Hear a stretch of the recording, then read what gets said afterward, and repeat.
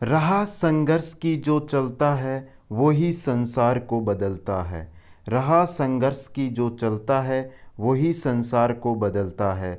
जिसने रातों से है जंग जीती, जिसने रातों से है जंग जीती, सुबह सूर्य बनकर वही चमकता है। सुबह सूर्य बनकर वही चमकता है। दोस्तों, आप सभी का स्वागत है आपके अपने YouTube channel Kuchaman online classes में। दोस्तों, आज हम शुरू करने जा रहे हैं हिंदी की शिक्षण विधियाँ। ये हमारी हिंदी शिक्षण विधियों का पहला भाग रहेगा। 3 वीडियो के अंदर आपको संपूर्ण हिंदी शिक्षण विधियाँ पढ़ाई जाएगी यहाँ पे। तो दोस्तों, इस वीडियो को अधिक से अधिक शेयर करें जिससे सभी छात्रों के पास ये वीडियो पहुँच सके और इस वीडियो का फ़ायदा उठा सके। वीडियो शुरू करने से पहले आपसे कहना चाहता हूं कि आप वीडियो को अंत तक ज़रूर देखें और वीडियो को लाइक और शेयर ज़रूर करें। अभी तक अगर आपने चैनल को सब्सक्राइब नहीं किया है तो चैनल को सब्सक्राइब करें और सब्सक्राइब करने के बाद बेल आइकन ज़रूर दबाएं जिससे आने वाले हर न्यू वीडियो की आपको जानकारी मिलती रहे। अब हम शुरू करते हैं हमारा आज का वीडियो, हिंदी की शिक्षण विधियाँ। शुरू से 0 लेवल से हम इसको पढ़ेंगे। तो दोस्तों, अंत तक आप मेरे साथ बने रहें। भाषा शब्द की उत्पत्ति संस्कृत की भाष धातु से हुई है।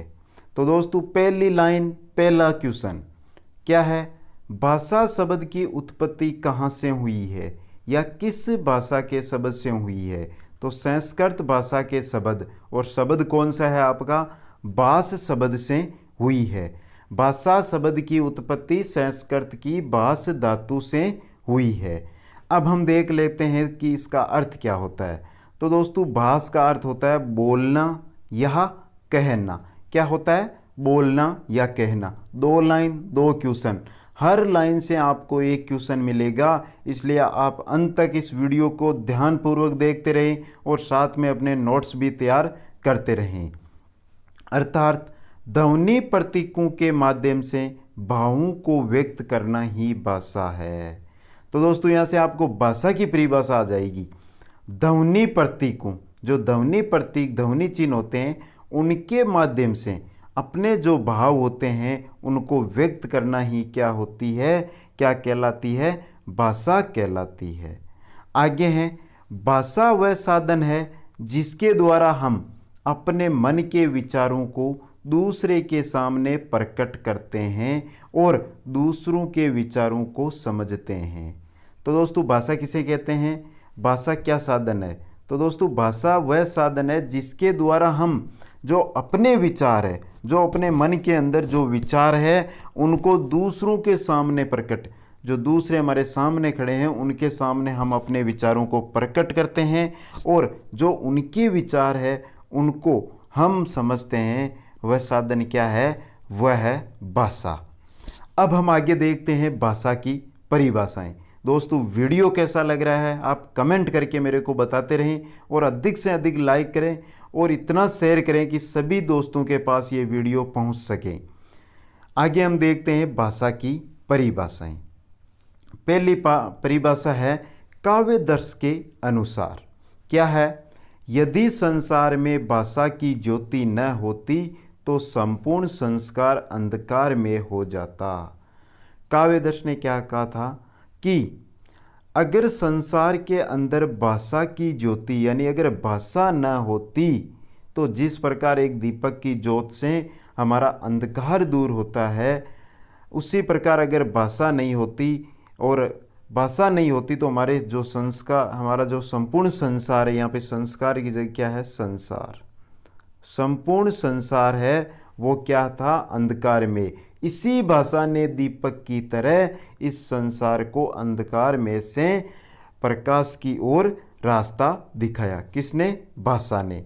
तो काव्यदर्श के अनुसार क्या है कि यदि संसार में भाषा की ज्योत न होती तो संपूर्ण संस्कार क्या होता? अंधकार में हो जाता। नेक्स्ट है रामचंद्र वर्मा के अनुसार। रामचंद्र वर्मा ने क्या कहा?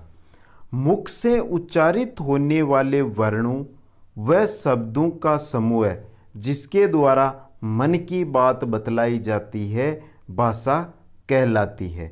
रामचंद्र वर्मा ने क्या कहा था कि जो हमारा मुंह होता है उससे उच्चारित होने वाले, अब मुंह से उच्चारित क्या होंगे, मुख से उच्चारित होने वाले वर्ण होंगे या हमारे शब्द होंगे। तो दोस्तों ये वर्ण क्या होते हैं, ये शब्द क्या होते हैं, ये पढ़ेंगे हम हिंदी व्याकरण में।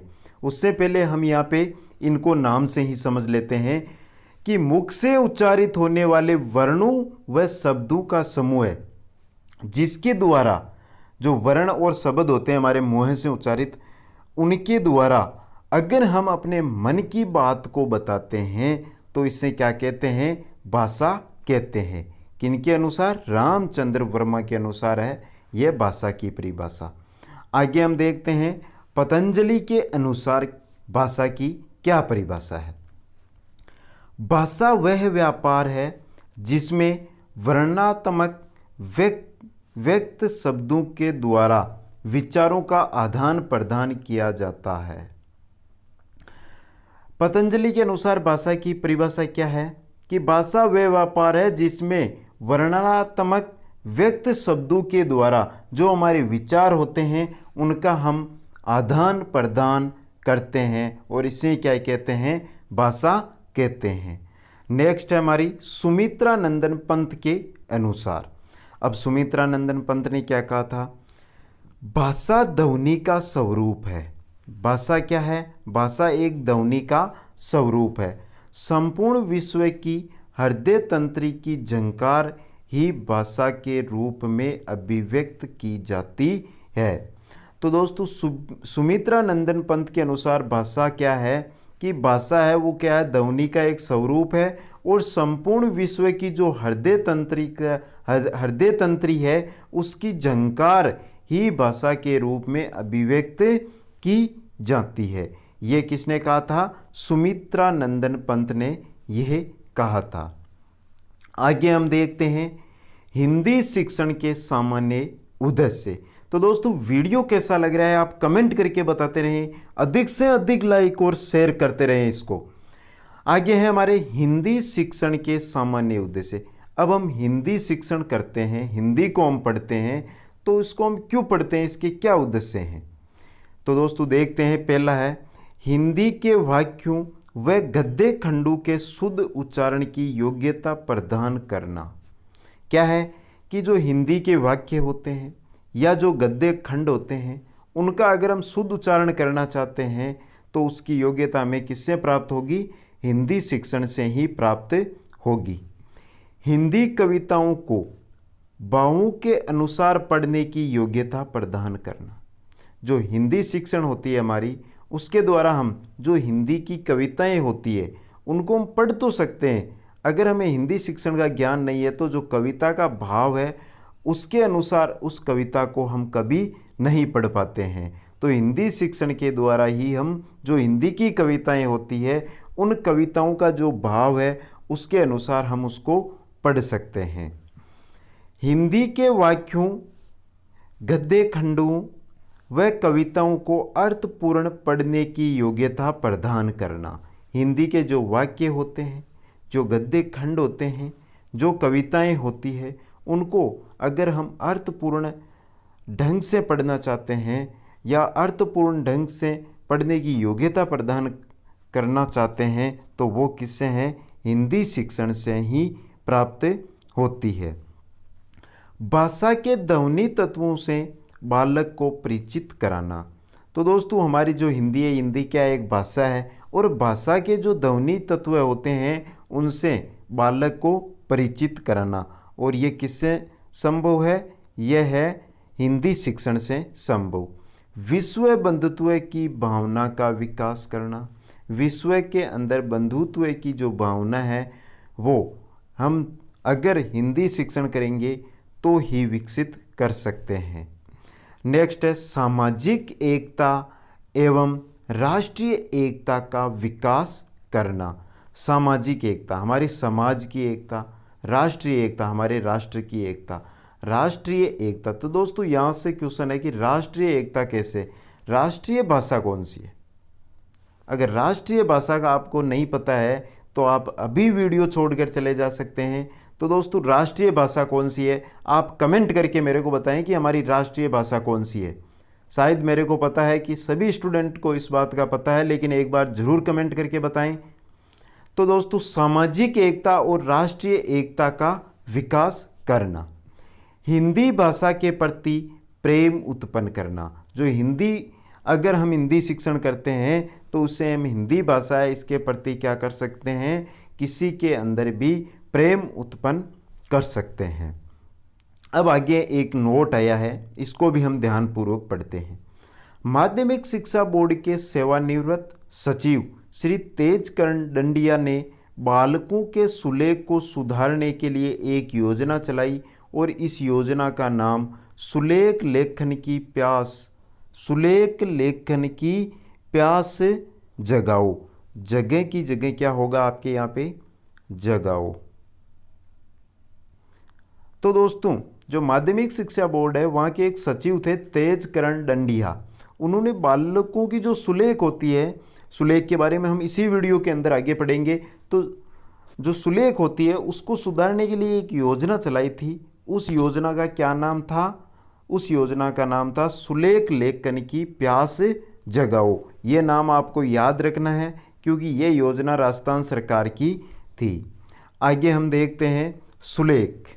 मैंने अभी कहा था कि हम आगे देखेंगे सुलेख के बारे में, तो अब देखते हैं हम सुलेख क्या होती है। सुलेख है क्या? सुलेख का अर्थ शब्दों को सुंदर लिखने से होता है। तो दोस्तों समझ में आ गया होगा पहली लाइन में कि सुलेख किसे कहा जाता है। सुलेख का मतलब होता है जो शब्द लिखते हैं हम कॉपी के अंदर, उनको सुंदर लिखने से होता है।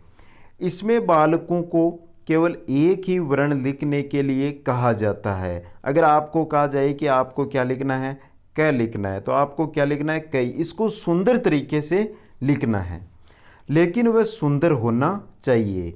एक ही वर्ण, और वो कैसा होना चाहिए, सुंदर होना चाहिए। सुलेख लिखते समय आंखों से अभ्यास पुस्तिका की दूरी 1 से 1.25 फुट होनी चाहिए। अगर आप सुलेख लिख रहे हैं तो आपकी जो आंखें हैं उनसे अभ्यास पुस्तिका की दूरी कितनी होनी चाहिए, 1 से 1.25 फीट की दूरी होनी चाहिए। कलम की लंबाई बालक के एक बालिश्त के बराबर होनी चाहिए। तो दोस्तों जो कलम होती है उसकी लंबाई कितनी होनी चाहिए, जो बालक होता है उसके एक बालिश्त के बराबर होनी चाहिए। कलम का पृष्ठभाग तर्जनी अंगुली से 60 डिग्री के कोण पर झुका हुआ होना चाहिए। तो दोस्तों जो हमारी तर्जनी अंगुली होती है उससे जो हमारी कलम होती है उसका झुकाव कितना होना चाहिए, 60 डिग्री का होना चाहिए। और जो हमारी दूरी होती है, जो कलम होती है, कलम की जो लंबाई होती है वो कितनी होनी चाहिए, बालक का जो एक बालिश्त होता है उसके बराबर। और आँखों से जो नोटबुक होती है उसकी दूरी 1 से 1.25 फुट की दूरी हो तो हम अच्छी सुलेख लिख सकते हैं। ये हो गई हमारी सुलेख। तो दोस्तों क्या आपके सुलेख समझ में आई? अगर ना समझ में आई है तो आप कमेंट करके मेरे को बताएं, जिससे मैं नेक्स्ट वीडियो के अंदर जो भी आपकी प्रॉब्लम रहेगी उसके बारे में ज़रूर समाधान करूंगा। नेक्स्ट है हमारा अनुलेख। अब अनुलेख किसे कहा जाता है? अनुलेख को सुलेख का ही पर्यायवाची कहा जाता है। अनुलेख होता है इसको किसका, सुलेख का ही पर्यायवाची कहा जाता है। इसमें भी बालकों से सुंदर शब्दों को लिखने के लिए कहा जाता है, लेकिन देख देख कर। सुलेख के अंदर हम क्या पढ़ रहे थे कि बालक को एक ही शब्द दिया जाता है, उसको बार बार उसको सुंदर तरीके से लिखना होता है। लेकिन अनुलेख में क्या करना होता है कि हमें जो शब्द है उनको सुंदर शब्द लिखने हैं, लेकिन कहाँ से, देख देख के। आपके सामने वो शब्द लिखे होंगे और आपको वो शब्द लिखने हैं। ये किसका है, अनुलेख का काम है। तो दोस्तों सुलेख और अनुलेख हो गई। आगे हम देखते हैं प्रतिलेख। अब प्रतिलेख किसे कहा जाता है? इसमें बालकों को किसी पत्रिका या पुस्तक आदि में से गद्यांश की कुछ पंक्तियों को लिखने के लिए कहा जाता है प्रतिलेख। अब प्रतिलेख में क्या किया जाता है कि बालक को कोई पुस्तक हो, पत्रिका हो, कोई भी जो सामान है उसमें से एक गद्यांश दे देंगे उस गद्यांश में से कुछ पंक्तियां देंगे। एक गद्यांश दे दिया, गद्यांश है आपका 500 शब्दों का, 500 शब्दों में से उसको 3 पंक्तियां दे देंगे, इस 250 शब्द की 3 पंक्तियां दे देंगे और उनको लिखने के लिए कहा जाएगा। प्रतिलेख में अध्यापक को यह ध्यान रखना चाहिए कि दिया जाने वाला प्रतिलेख बालकों की रुचि और स्तर के अनुरूप होना चाहिए। तो दोस्तों, प्रतिलेख के अंदर अगर आप शिक्षक हैं तो आप क्या ध्यान रखेंगे? अगर आप किसी बालक को प्रतिलेख लिखने को बोल रहे हैं तो आप क्या ध्यान रखेंगे कि जो आप प्रतिलेख दे रहे हैं वो एक तो बालकों के लिए रुचि का हो, बालकों के स्तर का होना चाहिए, बालकों के स्तर के अनुरूप होना चाहिए, बालकों की रुचि के अनुरूप होना चाहिए। सुलेख, सुलेख के बाद में हमने पढ़ा था अनुलेख, अनुलेख के बाद में हमने पढ़ा है प्रतिलेख। अब हम आगे पढ़ते हैं श्रुतिलेख। अब श्रुतिलेख किसे कहा जाता है? श्रुतिलेख का अर्थ सुनकर लिखने से है। अगर हम सुनकर कोई बात लिखते हैं तो उसे क्या कहा जाता है? श्रुतिलेख कहा जाता है। श्रुतिलेख के माध्यम से बालकों की श्रवण शक्ति का विकास किया जाता है। श्रुतिलेख 4 ऑप्शन दे देंगे आपको, सुलेख, अनुलेख, प्रतिलेख, श्रुतिलेख। इनमें से क्वेश्चन यह होगा आपका, निम्न में से किस लेख से बालकों की श्रवण शक्ति का विकास किया जाता है? तो किससे किया जाता है? श्रुतिलेख से बालकों की श्रवण शक्ति का विकास किया जाता है। अब एक हम क्वेश्चन लेकर आए हैं और क्वेश्चन के बारे में हम आगे विस्तार से पढ़ेंगे। क्वेश्चन क्या है आपका? किसी भाषा को सीखने के लिए 4 अवयवों का निश्चित क्रम है। 4 अवयव दिए हुए हैं, इनका जो निश्चित क्रम है वो आपको बताना है कि इनमें से कौन सा है जो निश्चित क्रम है किसी भी भाषा को सीखने के लिए। 4 ऑप्शन आपके सामने हैं और दोस्तों जो राइट आंसर है वो आपके कमेंट करके बताना है। ये इसीलिए मैंने क्वेश्चन लिया है कि इसका राइट आंसर आप कमेंट करके मेरे को बताएं।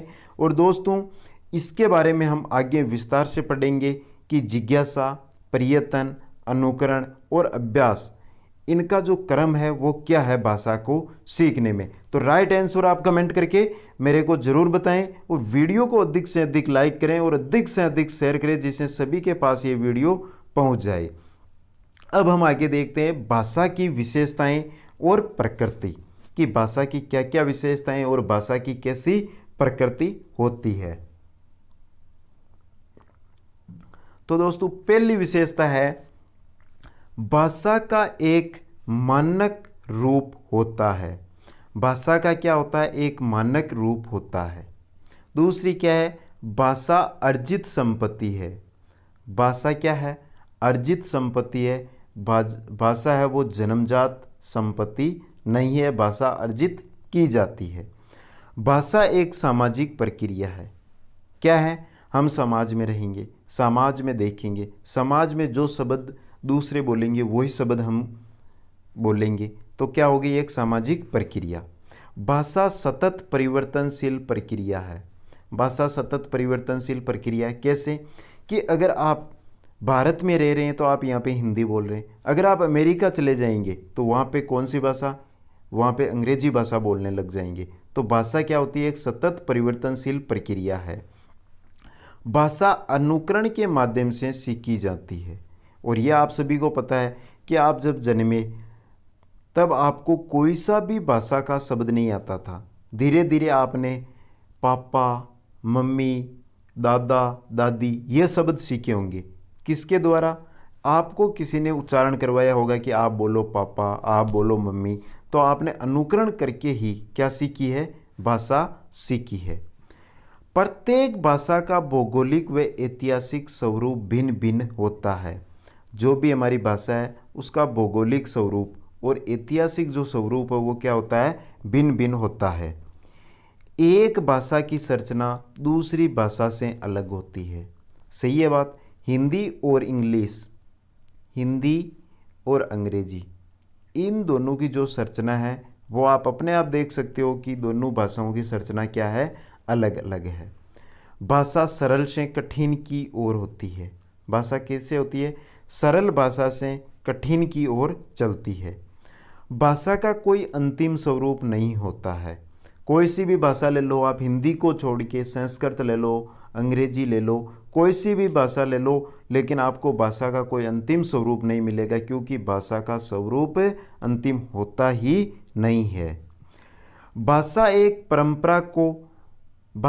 परंपरा है जिसमें अर्जित तो किया जा सकता है परंतु उत्पन्न नहीं किया जा सकता। भाषा के अंदर हम अर्जित तो कर सकते हैं, लेकिन हम कोई भी भाषा को उत्पन्न नहीं कर सकते हैं। भाषा स्थूल से सूक्ष्म की ओर बढ़ती है। किससे? स्थूल से सूक्ष्म की ओर क्या बढ़ती है? भाषा बढ़ती है। यह हो गई भाषा की विशेषताएं और प्रकृति। आगे हम देखते हैं हिंदी भाषा शिक्षण की आवश्यकता हमें क्यों है। हम हिंदी भाषा शिक्षण को क्यों पढ़ें, इसकी हमें आवश्यकता क्यों है। तो दोस्तों ये वीडियो कैसा लग रहा है? हमारी हिंदी भाषा शिक्षण वीडियो का ये पहला वीडियो है। हम 2 वीडियो जल्दी अपलोड करेंगे। 3 वीडियो के अंदर हम संपूर्ण हिंदी शिक्षण विधियों पढ़ेंगे। तो दोस्तों ये वीडियो आपको कैसा लग रहा है मेरे को ज़रूर कमेंट करके बताएं, जिससे मैं जल्द ही सेकंड वीडियो लेकर आऊं। पहला है चारों कौशलों का विकास करने के लिए। अब हिंदी भाषा शिक्षण की आवश्यकता में क्यों हुई? उनमें पहला है कि जो हमारे 4 कौशल होते हैं उनका विकास करने के लिए हिंदी भाषा के शिक्षण की आवश्यकता है। सौंदर्य अनुभूति की प्राप्ति करने के लिए, सौंदर्य अनुभूति की प्राप्ति करने के लिए भी हिंदी भाषा शिक्षण की आवश्यकता होती है।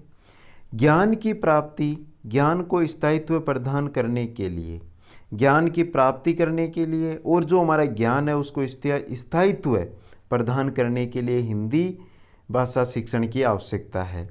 बालकों के सर्वांगीण विकास के लिए, किसके लिए? बालकों के सर्वांगीण विकास के लिए हिंदी भाषा शिक्षण की आवश्यकता होती है।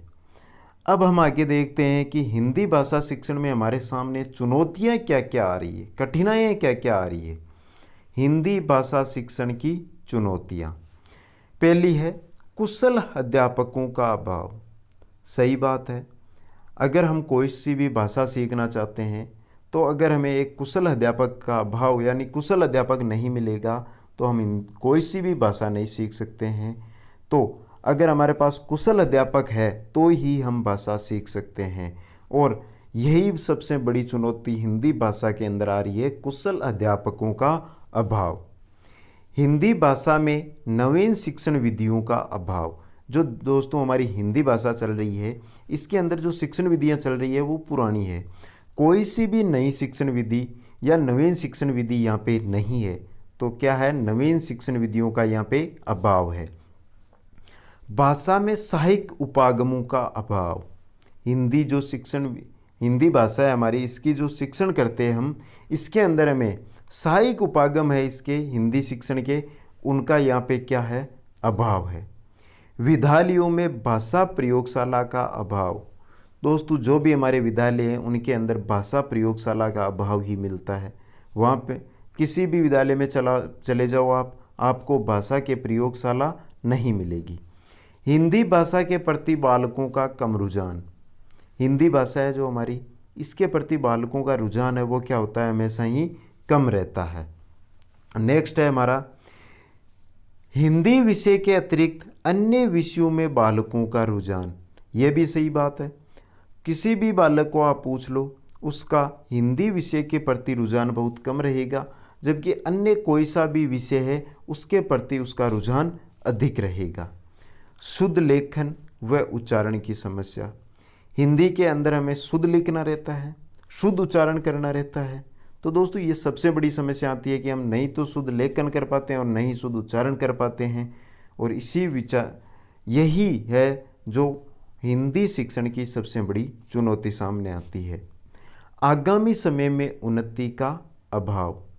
आगामी समय में कि हिंदी शिक्षण का आज हम हिंदी शिक्षण कर रहे हैं, इससे हमें आगामी समय में कुछ उन्नति मिलेगी, कुछ उन्नति नहीं मिलेगी।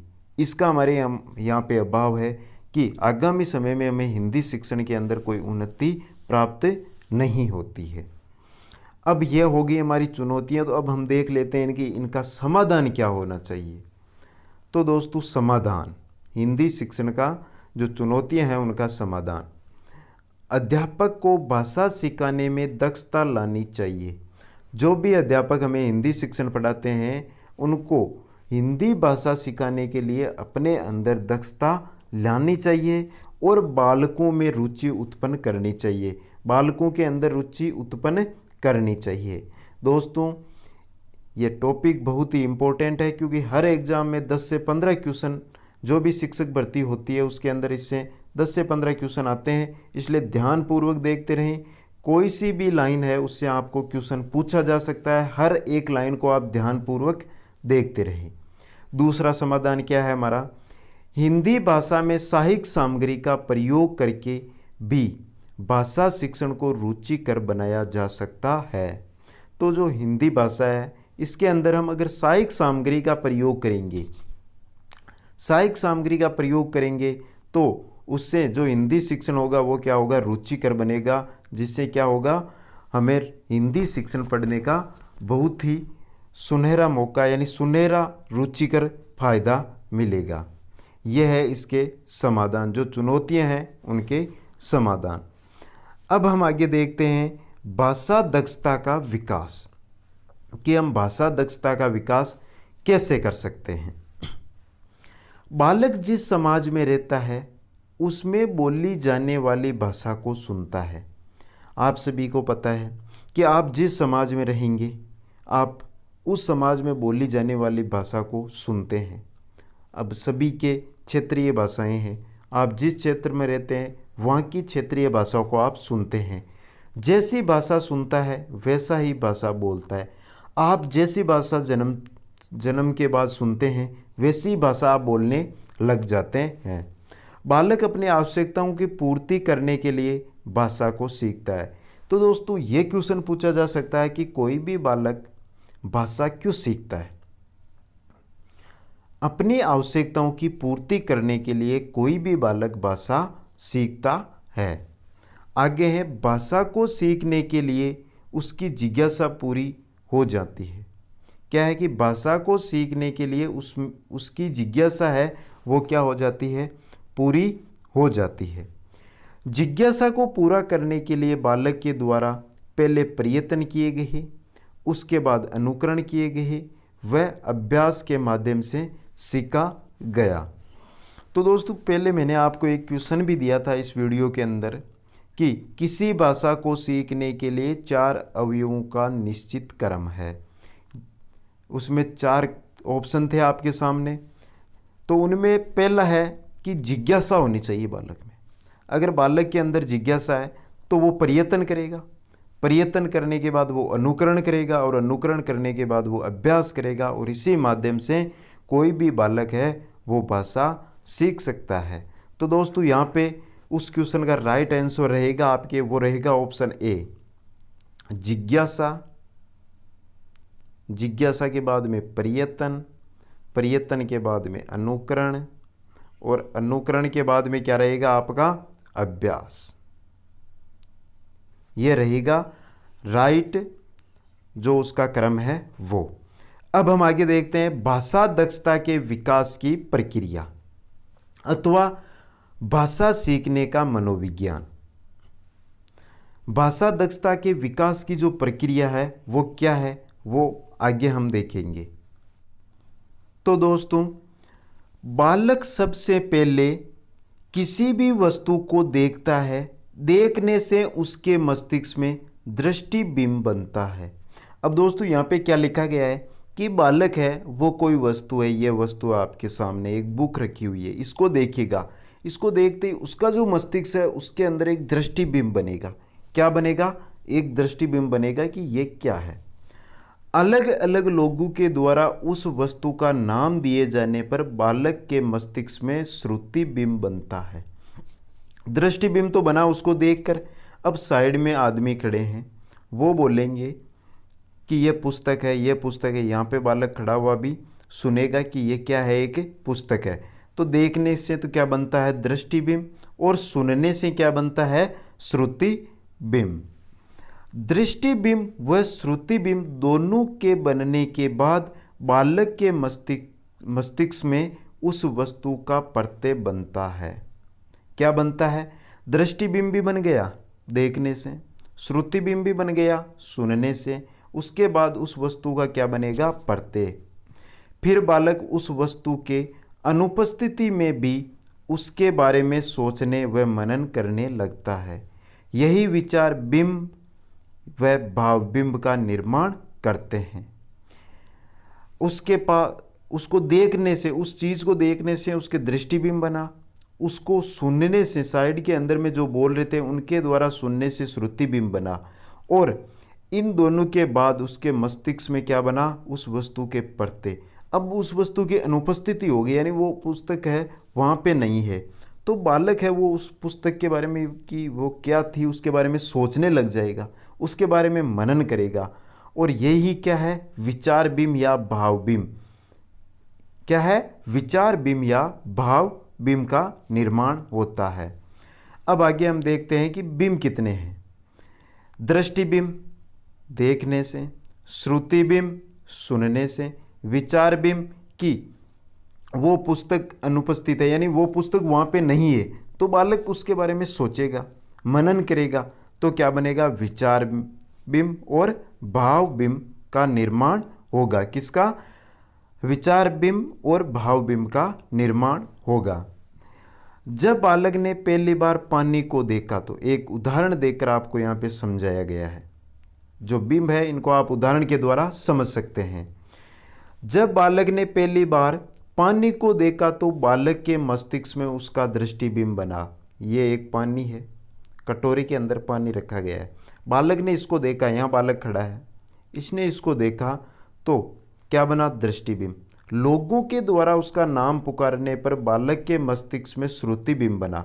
अब यहाँ पे पास में खड़े लोग बोल रहे हैं पानी पानी पानी, तो इसके मस्तिष्क में सुनाई दिया, तो क्या बना? श्रुतिबिंब। पानी को पीने पर बालक की प्यास बुझी, तो उसे विचार आया कि पानी प्यास बुझाता है। अब पानी है, उसको बालक ने पानी को पी लिया। जैसे ही पानी पिया तो उसको विचार आया, विचार बिंब बन गया। विचार आया कि पानी से प्यास बुझती है। इस प्रकार उसमें विचार बिंब का निर्माण हुआ। पानी अच्छा होता है, इससे भाव बिंब का निर्माण हुआ। अब पानी अच्छा होता है या बुरा, वो उसको पीने से पता चला, तो इससे क्या होता है? अच्छा होता है, तो इससे क्या हुआ? भाव बिंब का निर्माण हुआ। तो दोस्तों ये है हमारे चार बिंब हैं, उनके बारे में आपको पता चल गए होंगे। दृष्टिबिंब, श्रुतिबिंब, विचार बिंब और भाव बिंब। मैं एक बार वापस समझा देता हूँ।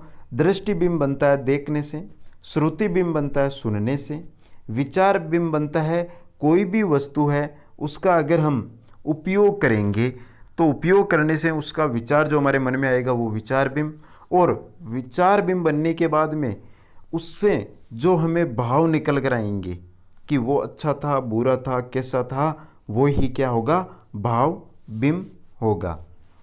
अब हम देखते हैं आगे जो हमारा टॉपिक है शिक्षण विधियाँ। हिंदी की शिक्षण विधियों का टॉपिक यहाँ से शुरू हो रहा है, शिक्षण विधियों के बारे में। तो दोस्तों शिक्षण विधियाँ हम पढ़ रहे हैं तो उनके बारे में पढ़ लेते हैं।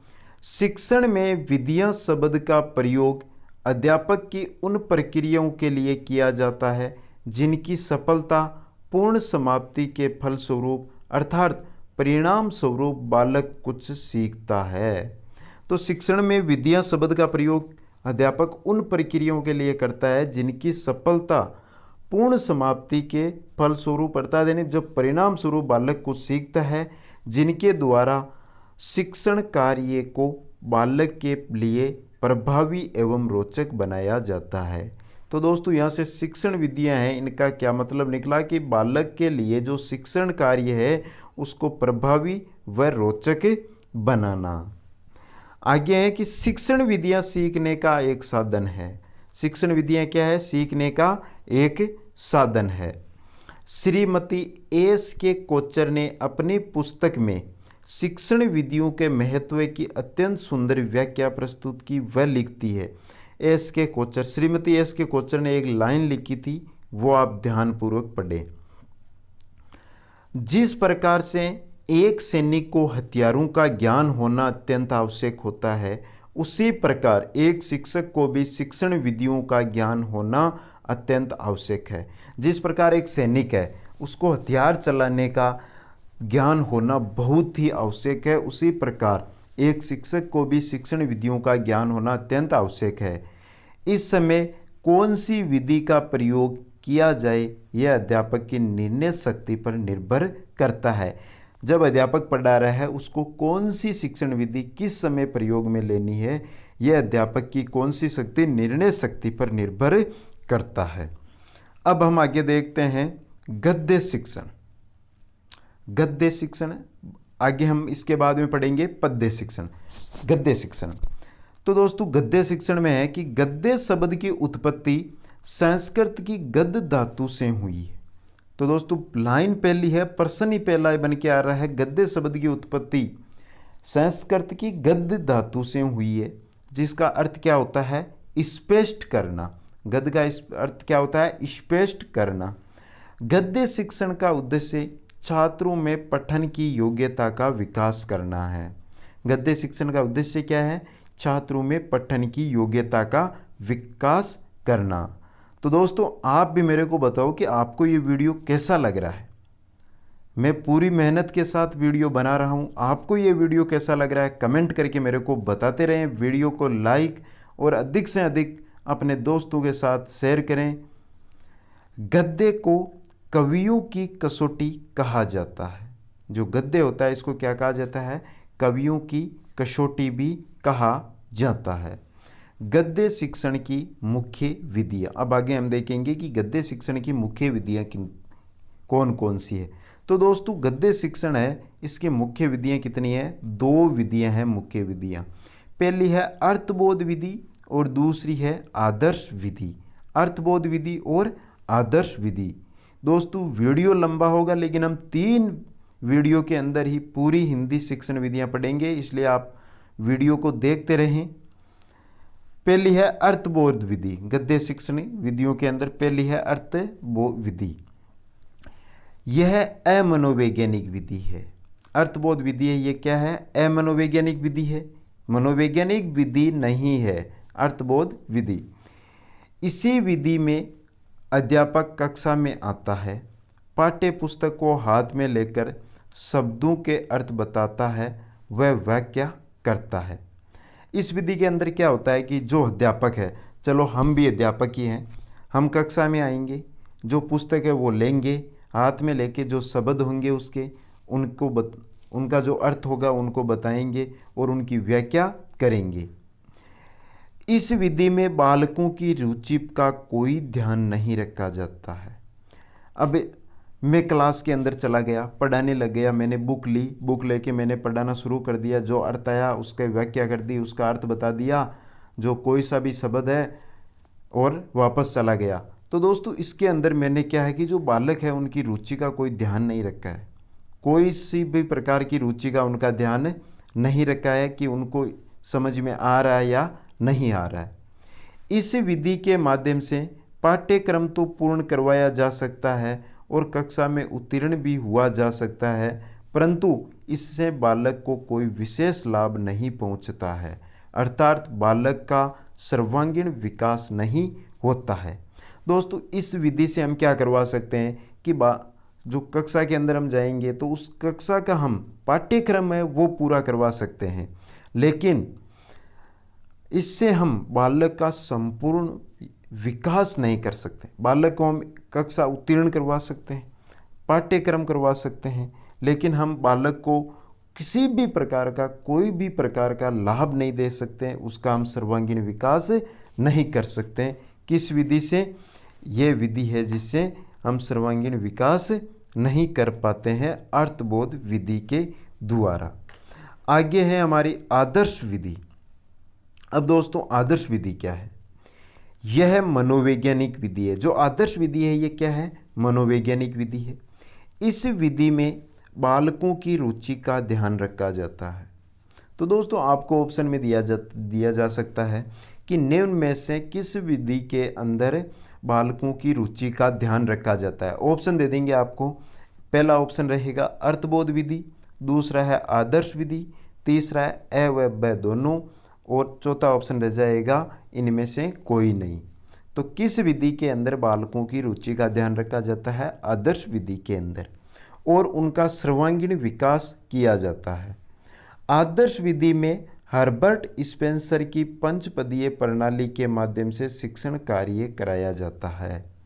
आदर्श विधि होती है, इसके अंदर जो हर्बर्ट स्पेंसर है, इनकी पंचपदीय प्रणाली के माध्यम से शिक्षण कार्य कराया जाता है। अब ये पंचपदीय प्रणाली क्या है, यह हम आगे पढ़ेंगे। इसे पढ़ाया जाता है, इससे स्थायी ज्ञान की प्राप्ति होती है। जो हमारी ये आदर्श विधि है, इससे हमें क्या प्राप्त होता है? स्थायी ज्ञान प्राप्त होता है। अब हम आगे देखते हैं स्पेंसर के 5 पद। अब 5 पद कौन कौन से हैं स्पेंसर के, जो हम आदर्श विधि के अंदर प्रयोग में लाते हैं? उनमें है प्रस्तावना, प्रस्तुतिकरण, व्याख्या, तुलना, समन्वयीकरण। ये 5 पद हैं जिनका हम आदर्श विधि के अंदर प्रयोग करते हैं। इनके बारे में हम आगे विस्तार से पढ़ेंगे, इसलिए यहाँ पे हम नाम ही पढ़ रहे हैं। अब हम आगे देखते हैं हमारी कहानी शिक्षण की विधियाँ। अगर हम कहानी शिक्षण कर रहे हैं तो उसकी कौन कौन सी विधियाँ हैं जिनके द्वारा हम कहानी शिक्षण कर सकते हैं? तो दोस्तों है कथन विधि, कक्षा अभिनय विधि, चित्र विधि, प्रश्नोत्तर विधि और वार्तालाप विधि। 5 विधियाँ हैं जिनके द्वारा हम कहानी शिक्षण कर सकते हैं। पहली है हमारी कथन विधि। कथन विधि या व्याख्या विधि। अमनोवैज्ञानिक विधि, जो कथन विधि है हमारी, ये क्या है? अमनोवैज्ञानिक विधि है। कहानी का कथन जितना ज़्यादा प्रभावशाली होगा, बालकों को उतनी ही अच्छे तरीके से अधिगम होगा। क्या है कि कोई भी जो कहानी है उसका जो कथन है वो जितना भी प्रभावशाली होगा, बालकों को उतना ही अच्छी तरीके से अधिगम होगा। कथन करना भी अपने आप में एक कला है। हम किसी भी कहानी के बारे में जो कथन करेंगे वो भी क्या होती है? कला होती है। अध्यापक कथन के माध्यम से पूरी कहानी सुना देता है। इसमें सिर्फ अध्यापक ही सक्रिय रहता है। अब अध्यापक है वो एक कथन को लेकर एक कहानी सुना देगा। अब बच्चे उसमें रुचि ले रहे हैं, बच्चे उस कहानी सुनने में सक्रिय है या नहीं है, इसका पता नहीं चलता है। जबकि अध्यापक उस कथन को लेकर पूरी की पूरी कहानी सुना देता है। तो इस विधि के अंदर अध्यापक होता है वो ही सक्रिय रहते हैं, बालक सक्रिय नहीं रहते हैं। आगे है हमारी दूसरी विधि है कक्षा अभिनय विधि। अब कक्षा अभिनय विधि मनोवैज्ञानिक विधि है। जो कक्षा अभिनय विधि है ये क्या है? मनोवैज्ञानिक विधि है। प्राथमिक व उच्च प्राथमिक स्तर के लिए जो ये कक्षा अभिनय विधि है, ये किनके लिए है? प्राथमिक व उच्च प्राथमिक स्तर के लिए है, महत्वपूर्ण है। यदि किसी कहानी में पात्र है तो अध्यापक बालकों के द्वारा उन पात्रों का अभिनय कक्षा में करवाता है। कोई भी कहानी है, कहानी के अंदर कोई पात्र है तो वो पात्र अध्यापक है जो बालकों से करवाता है, वो लाइव क्लास के अंदर करवाता है। और यदि पात्र नहीं है तो अध्यापक चेहरे के भंगिमाओं के माध्यम से वह हाथों के संकेतों के माध्यम से कहानी का अभिनय प्रस्तुत करता है। अगर कहानी के अंदर पात्र है तो वो बालकों से पात्र बनाकर कहानी समझा देगा।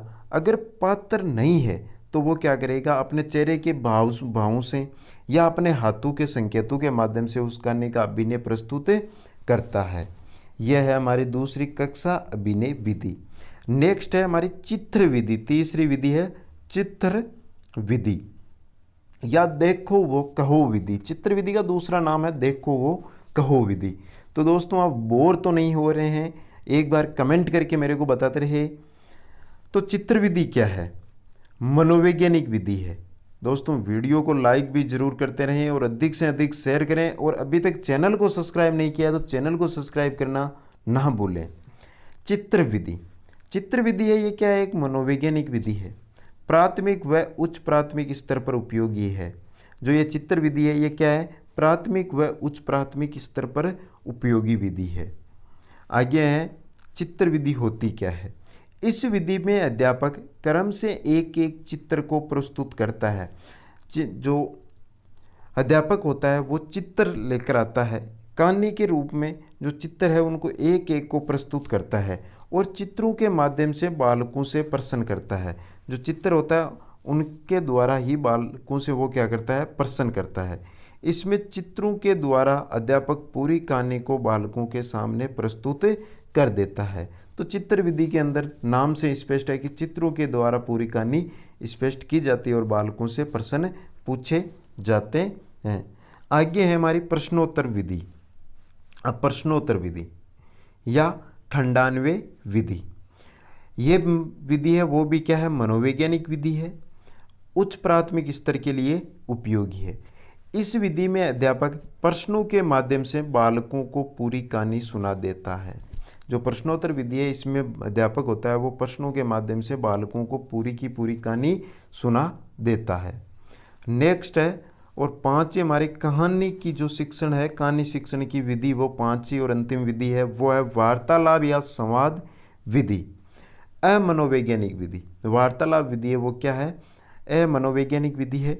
इस विधि में कहानी में आने वाले पात्रों के बारे में व कहानी के बारे में अध्यापक बालकों से वार्तालाप करता है। वार्तालाप विधि में जो कहानी के अंदर जो आने वाले पात्र हैं और कहानी के बारे में, पात्र और उस कहानी के बारे में अध्यापक बालकों से क्या करता है, वार्तालाप या संवाद करता है। किस विधि में, वार्तालाप विधि में। तो दोस्तों कहानी शिक्षण की ये हो गई हमारी पांचों विधियां। अब हम आगे देखते हैं नाटक शिक्षण की विधियां। अब नाटक शिक्षण की भी 5 विधियां हैं। कौन कौन सी है, रंगमंच अभिनय प्रणाली, व्याख्या प्रणाली, आदर्श नाट्य शिक्षण प्रणाली, संयुक्त प्रणाली, कक्षा अभिनय प्रणाली। यह है 5 विधियां हैं नाटक शिक्षण की विधियां। पहली है हमारी रंगमंच अभिनय प्रणाली। इस प्रणाली में नाटक का प्रस्तुतिकरण रंगमंच पर किया जाता है। कहानी शिक्षण की हमने शिक्षण विधियां पढ़ ली, अब हम पढ़ रहे हैं नाटक शिक्षण की शिक्षण विधियां। इस प्रणाली में नाटक का प्रस्तुतिकरण रंगमंच पर किया जाता है। कक्षा के अतिरिक्त खंडों में व अतिरिक्त धन के साथ नाटक को रंगमंच पर प्रस्तुत किया जाता है। क्या किया जाता है, कक्षा के अतिरिक्त खंडों में व अतिरिक्त धन के साथ नाटक का रंगमंच भी प्रस्तुत किया जा सकता है। इस विधि के अंदर ये विधि है जो क्या समय साध्य है और व्यय साध्य विधि भी कहा जाता है, क्योंकि इस विधि के अंदर समय अधिक लगता है, रुपए अधिक लगते हैं। इस वजह से इस विधि को हम क्या बोलते सकते हैं, समय साध्य विधि या व्यय साध्य विधि। किस विधि को, रंगमंच अभिनय प्रणाली को। आगे हैं सभी विद्यालय इसे कर पाने में सक्षम नहीं हो पाते। जो सभी विद्यालय हैं वो नहीं तो समय निकाल पाते और नहीं वे कर पाते हैं। दूसरी विधि है हमारी व्याख्या प्रणाली। इस प्रणाली में अध्यापक नाटक में आने वाले पात्रों के बारे में, उद्देश्यों के बारे में, प्रस्तुतिकरण के बारे में व्याख्या करके बताता है। व्याख्या प्रणाली में क्या करता है कि जो नाटक में आने वाले पात्र हैं उनके बारे में, उद्देश्यों के बारे में, प्रस्तुतिकरण के बारे में व्याख्या करके बताता है।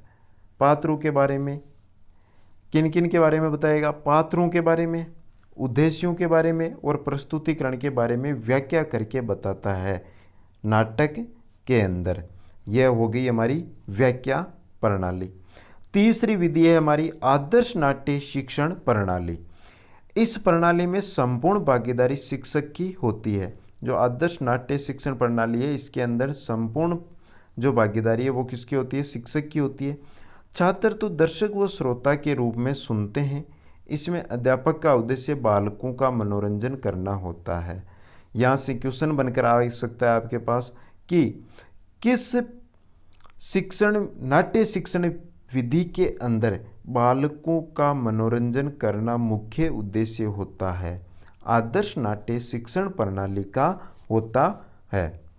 नेक्स्ट और चौथी है हमारी संयुक्त प्रणाली सर्वश्रेष्ठ विधि है। यह विधि क्या है, सर्वश्रेष्ठ विधि है। संयुक्त प्रणाली है जो सर्वश्रेष्ठ विधि है। इसमें नाटक शिक्षण की आदर्श प्रणाली कहा जाता है। इसे क्या कहा जाता है, नाटक शिक्षण की आदर्श प्रणाली कहा जाता है। यह आदर्श नाट्य शिक्षण प्रणाली और कक्षा अभिनय प्रणाली दोनों का सम्मिलित रूप है। किन किन का? आदर्श नाट्य शिक्षण प्रणाली और कक्षा अभिनय प्रणाली जो हमने पढ़ी है भी, इन दोनों का सम्मिलित रूप है वो है संयुक्त प्रणाली। इसमें अध्यापक व बालक दोनों मिलकर नाटक का प्रस्तुतिकरण करते हैं। किसमें? संयुक्त प्रणाली में अध्यापक व बालक दोनों मिलकर नाटक का प्रस्तुतिकरण करते हैं। नेक्स्ट और हमारी अंतिम है नाटक शिक्षण की, वो है कक्षा अभिनय प्रणाली। इस विधि में कक्षा में ही बालक के द्वारा नाटक का प्रस्तुतिकरण किया जाता है। कक्षा अभिनय प्रणाली विधि है, इसके अंदर बालक के द्वारा नाटक का प्रस्तुतिकरण कहाँ पे किया जाता है? कक्षा में ही किया जाता है। शिक्षण विधियों का अगला भाग आपको नेक्स्ट वीडियो में मिलेगा, वहाँ पे आप देखें।